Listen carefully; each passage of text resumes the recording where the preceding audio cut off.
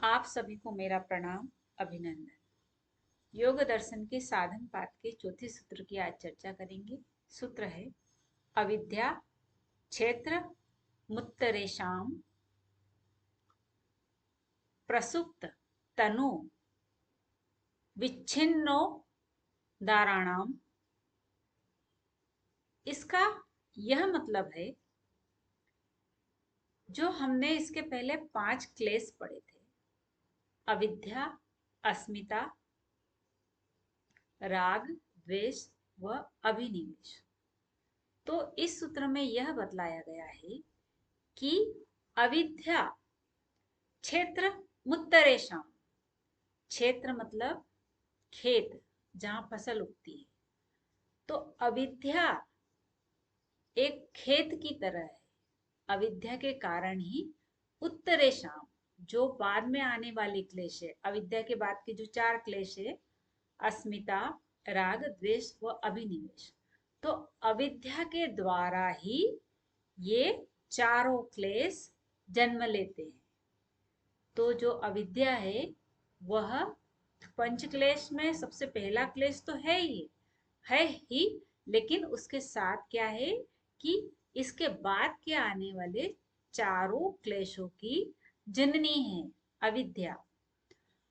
और ये जो चारों क्लेश हैं, इनकी 4 अवस्था बतलाई गई है। कौन कौन सी बतलाई गई है? प्रसुप्त, तनु, विच्छिन्न और उदार। प्रसुप्त मतलब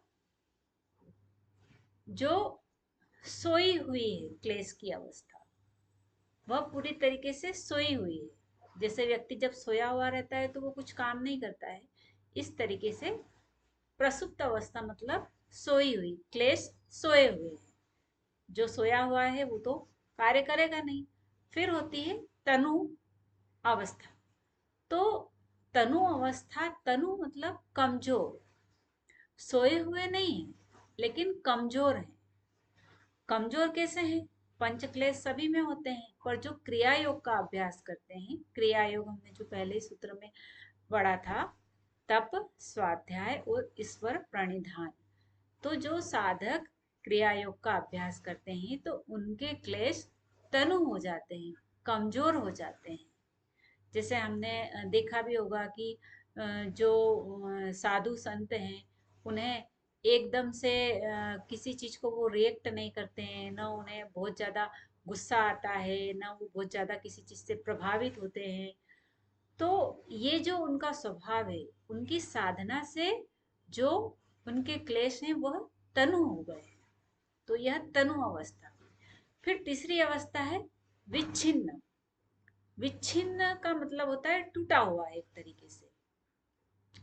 विच्छिन्न अवस्था वह अवस्था कहलाएगी कि जब भी कोई क्लेश बड़ा हुआ है, उदार है, जो लास्ट वाला है वो उदार है, जो कार्यरत क्लेश है, जो क्लेश अभी काम कर रहा है वह उदार हुआ, लेकिन कोई योगी नहीं है, कोई साधक नहीं है, तो एक क्लेश उदार है तो दूसरा दबा हुआ रहता है। जैसे अगर राग, किसी पर अगर बहुत ज्यादा प्रेम की भाव आ रही है, तो क्रोध और घृणा उस समय अपना काम नहीं करेगा, बट वह रहता है। तो यह विच्छिन्न अवस्था है कि एक उदार रहेगा तो दूसरा विच्छिन्न हो जाएगा। अगर राग आ रहा है तो द्वेष विच्छिन्न हो जाएगा। तो राग अगर आपका उदार है तो द्वेष विच्छिन्न है, और अगर द्वेष उदार है तो राग विच्छिन्न है। तो यह उदार और विच्छिन्न हुआ। तो इस तरीके से जो पंच क्लेश है, तो उसमें से अविद्या इन बाकी के 4 क्लेशों की जननी कही गई है। और ये जो चारों क्लेश हैं, ये 4 अवस्थाओं में होते हैं।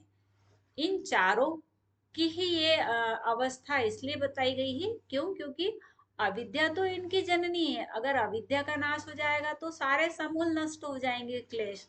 इसलिए अविद्या से जो 4 क्लेश उत्पन्न हुए हैं, तो इन चारों क्लेश की 4 अवस्था है: प्रसुप्त, तनु, विच्छिन्न और उदार। तो उदार अवस्था में क्लेश प्रभावी रूप से कार्य करता है, और विच्छिन्न अवस्था में जो एक उदार रहेगा, तो जो दबा हुआ है वह विच्छिन्न। और जो तनु अवस्था है, तो तनु अवस्था में क्या होगा कि जो योगी साधक हैं, क्रिया योग का अभ्यास करते हैं, उनके सारे क्लेश कमजोर पड़ जाते हैं, नहीं रिएक्ट करते वो। और प्रसुप्त अवस्था में अगर क्लेश है, तो प्रसुप्त अवस्था में वह कोई काम नहीं करेगा। क्यों? क्योंकि व्यक्ति जैसे सो गया है तो उस समय वो कुछ नहीं करता है। इस तरीके से सारे क्लेश प्रसुप्त बीज अवस्था में है।